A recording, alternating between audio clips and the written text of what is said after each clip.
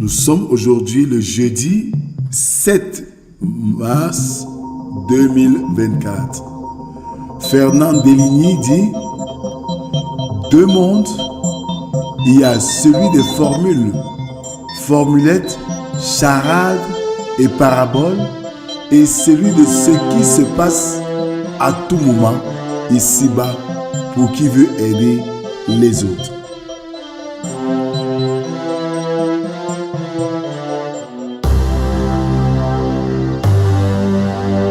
Bien-aimés dans le Seigneur, bonjour. Nous sommes réunis ce matin, comme chaque lundi à vendredi, dans le cadre de la méditation quotidienne.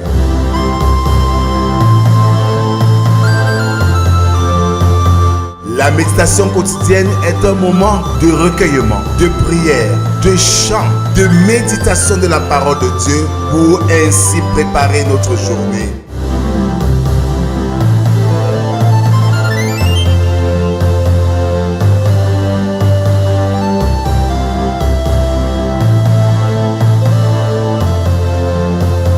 Pour vous servir, le pasteur Rodrigue Gage de l'église évangélique du Cameroun. Alors bien-aimés dans le Seigneur, je nous invite à ouvrir nos cantiques sur les ailes de la foi, numéro 534. À toi louange, honneur.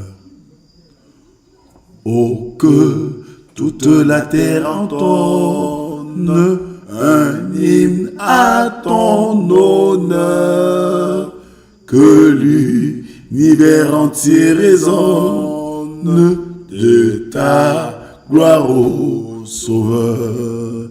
À toi louange, honneur et gloire, à ton nom, ô Jésus. Ta croix remporte la victoire et sauve les perdus. Oui, bien-aimés, continuons à adorer notre Dieu avec le psaume de ce matin, le numéro 13, dont nous ferons lecture de la deuxième strophe à la 5e. Jusqu'à quand, Éternel, m'oublieras-tu sans cesse? Jusqu'à quand me cacheras-tu ta face? Jusqu'à quand aurai-je des soucis dans mon âme et chaque jour des chagrins dans mon cœur? Jusqu'à quand mon ennemi s'élèvera-t-il contre moi? Regarde, réponds-moi, Éternel, mon Dieu. Donne à mes yeux la clarté, afin que je m'endorme dans du sommeil de la mort. Afin que mon ennemi ne dise pas, je l'ai vaincu, et que mes adversaires ne se réjouissent pas si je chancelle. Moi, j'ai confiance en la bonté. J'ai de l'allégresse dans le cœur à cause de ton salut. Je chante à l'Éternel, car il m'a fait du bien. Amen. Merci Seigneur pour ce réveil matinal. Merci pour la grâce que tu nous accordes d'être comptés parmi les vivants, pour écouter encore cette parole que tu veux nous distiller ce jour. Viens Seigneur, instruis-nous.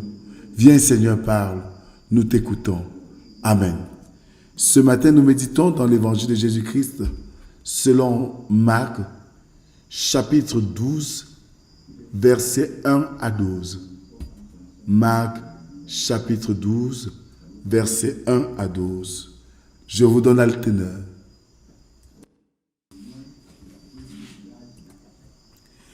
Jésus se mit ensuite à leur parler en parabole.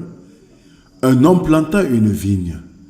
Il l'entoura d'une haie, creusa un pressoir et bâtit une tour, puis il la ferma à des vignerons et quitta le pays. Au temps de la récolte, il envoya un serviteur vers les vignerons pour recevoir d'eux une part du produit de la vigne. S'étant saisi, autant pour moi, j'y arrive, s'étant saisi de lui, ils le battirent et le renvoyèrent à vide. Il envoya de nouveau vers eux un autre serviteur. Ils le frappèrent à la tête et l'outragèrent.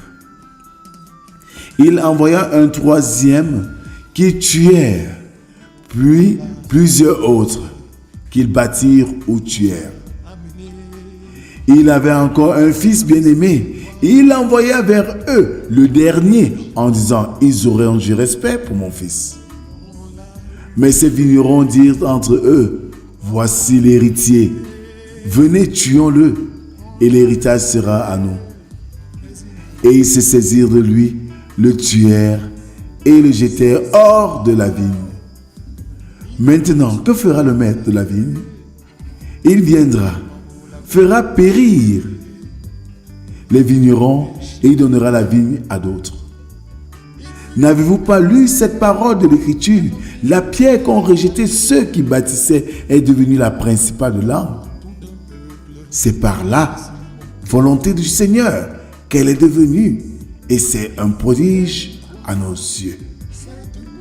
Ils cherchaient à se saisir de lui, mais ils craignaient la foule. Ils avaient compris que c'était pour eux que Jésus avait dit cette parabole. Et ils le quittèrent et s'en allèrent.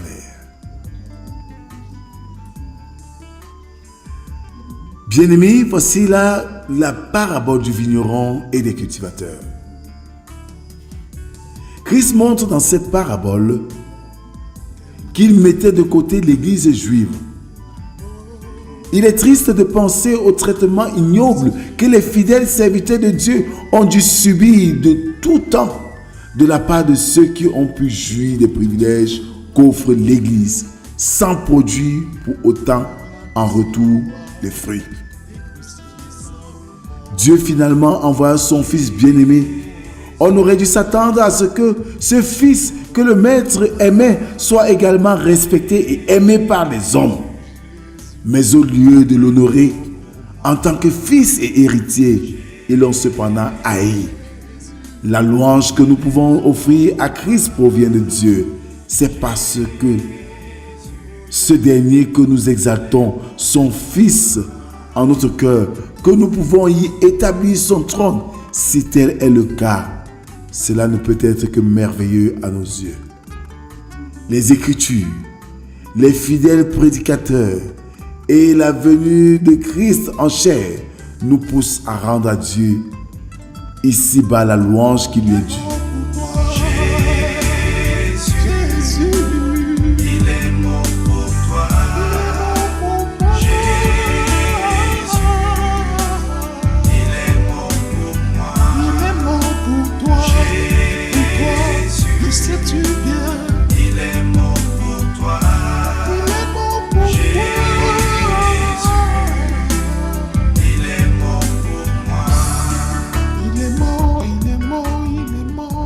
Que les pécheurs prennent garde à ne pas avoir un esprit orgueilleux et charnel.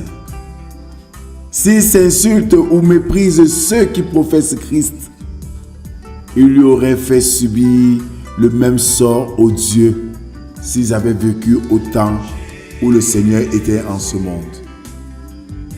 Il nous revient donc de reconnaître la majesté de Christ, d'élever des louanges à notre Dieu et de lui être fidèle. C'est ce dont il attend de nous. Amen. Merci Seigneur pour ce message que tu nous délivres ce matin, nous invitant ainsi à prendre conscience du rôle que tu joues dans notre vie.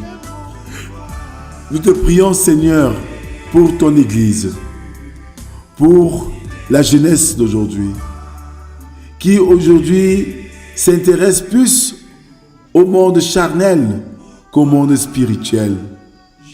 Nous ne sommes plus loin de ces vignerons parce que nous nous intéressons de nos gains éphémères que de ce qui te concerne.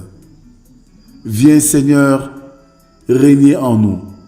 Viens Seigneur, éclairer nos vies. Nous avons soif de toi. Nous avons besoin de toi. Ne nous abandonne pas, Père.